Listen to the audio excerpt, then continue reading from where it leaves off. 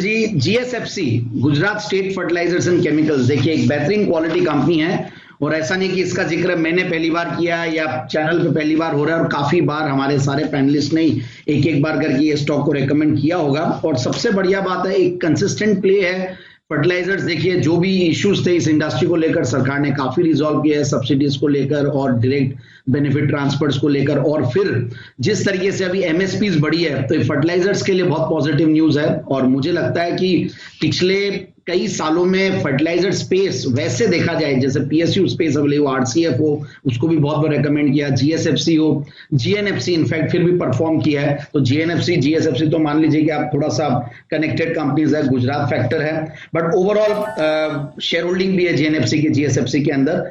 तो मुझे ऐसा लगता है कि कहीं ना कहीं बहुत ज्यादा सस्ते वैल्यूएशंस पे ये स्टॉक अवेलेबल है। और सबसे बढ़िया बात है, डाउनसाइड रिस्क कम है। जब ऐसे मार्केट्स रहते हैं और बहुत वॉलेटिलिटी अब 15 के ऊपर जब विक्स चली गई है, तो हमें अब ये ध्यान रखना चाहिए कि अब जो भी लो हैंगिंग फ्रूट्स थे और अब मार्केट में रिस्क के साथ पैसा आएगा।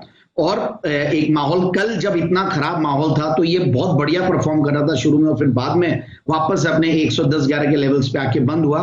तो कल भी मेरी नजरें थी, बट कल ऑलरेडी 4-5% चला हुआ था सुबह, तो फिर मैंने एक बार इसके ऊपर ध्यान नहीं दिया। बट आज जब शाम को क्लोजिंग वैसी हुई तो मैंने देखा कि वापस से इस स्टॉक को लेना चाहिए। कहीं ना कहीं जो फंडामेंटल्स वो बहुत अट्रैक्टिव है, 7-8 के पी मल्टीपल पे है, एक जीरो डेट कंपनी है, 2-2.5% की डिविडेंड यील्ड देता है, बुक वैल्यू 232 है, उसके सामने 110 रुपए 15 रुपए के बीच में ये स्टॉक काम कर रहा है।